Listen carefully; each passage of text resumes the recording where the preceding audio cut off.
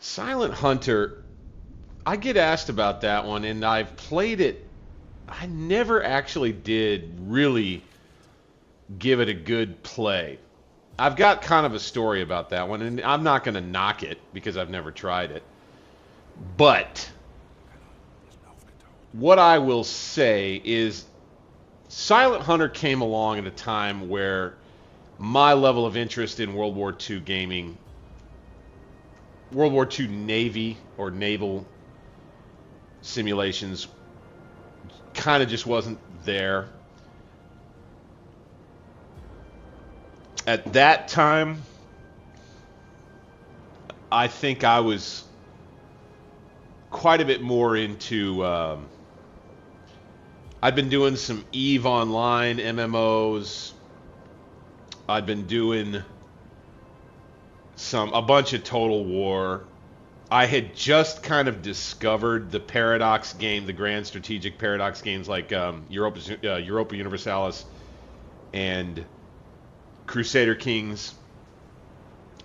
And as those developed more, so like my interest was starting at the time Silent Hunter 3 was kind of out and big.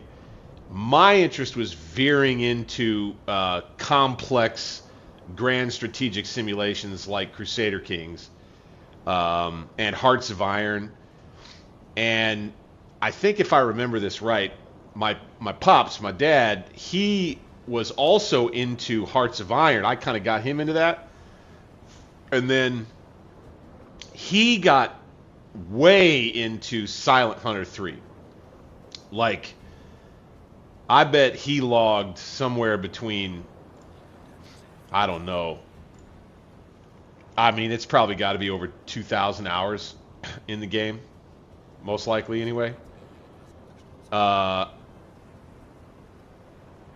always, when I would come back home and visit, even later on in my years, and you're talking as I'm getting into my 20s and mid-20s and things, and I would still game. And Dad, he would still game too when he had some free time. He was playing Silent Hunter 3 all the time.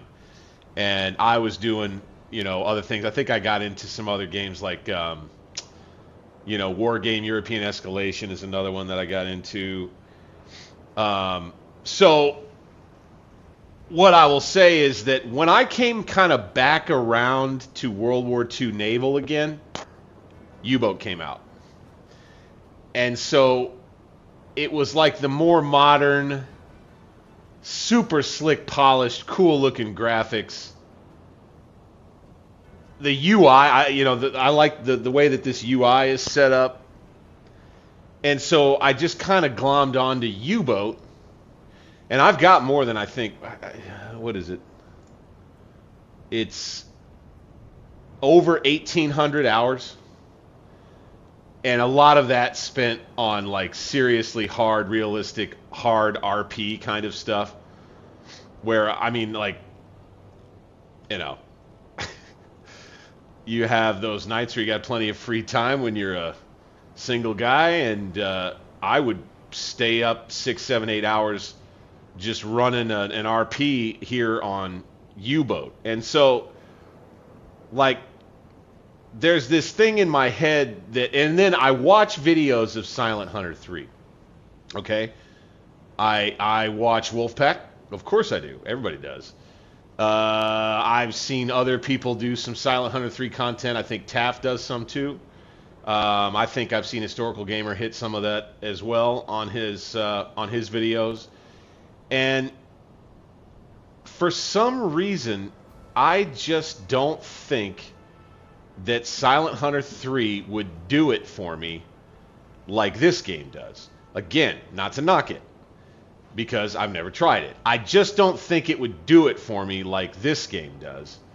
And then, of course, I'm very choosy and picky about where I spend my money on my video games, because I don't have a whole lot of money that I bill it to spend on video games, and I want to make sure I get the most for my money. 1,800 plus hours? I mean, do the math on that, obviously. Would I get another 1,800 plus hours out of Silent Hunter 3? I don't think so. Or Silent Hunter 4 or the latest one. I don't know. But that's what I would say. So the short answer is no.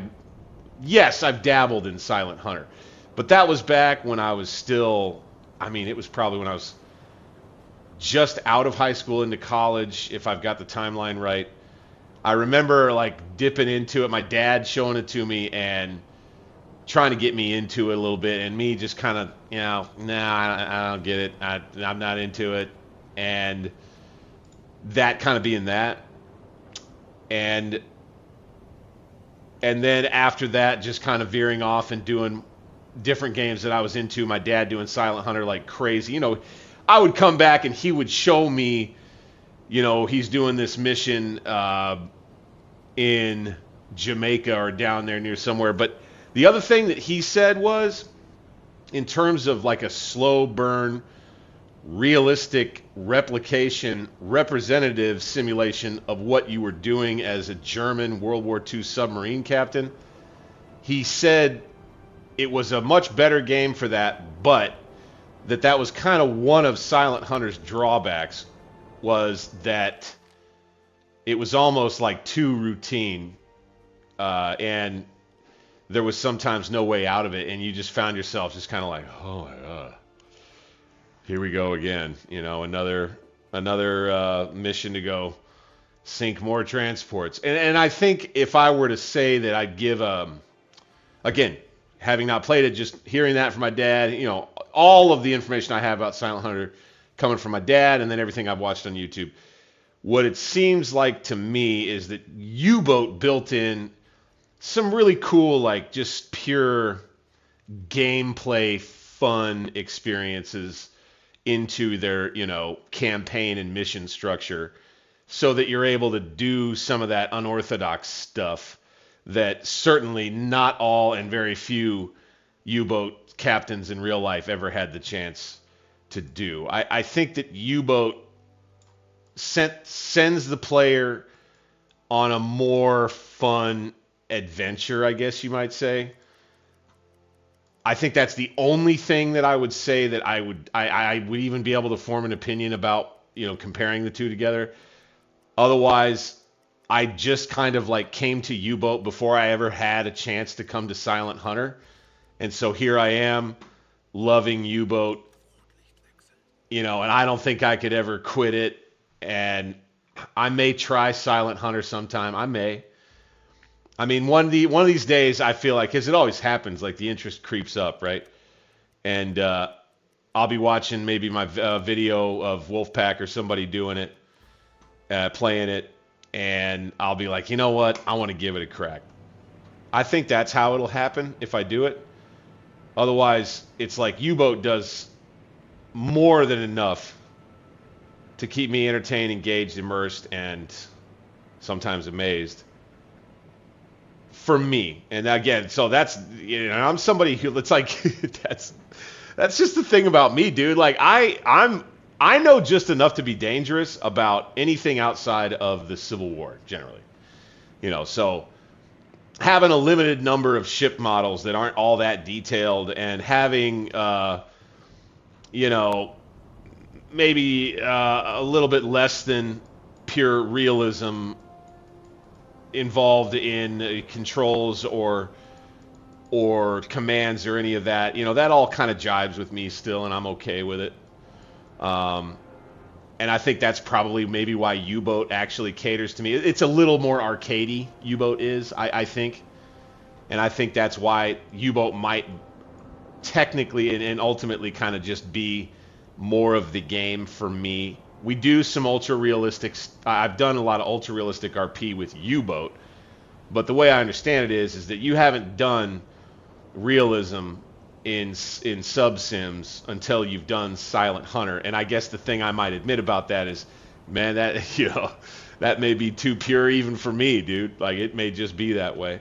But I've heard, like, people, in terms of sub-sims, people talk about Silent Hunter as it's pretty much like the gold standard of sub-sims for the most part. And I got to give it that respect. If that's what everybody's saying about it, that's from all a bunch of people who have played it, who and I haven't. So I got to take what they say for sure as being the truth of the matter.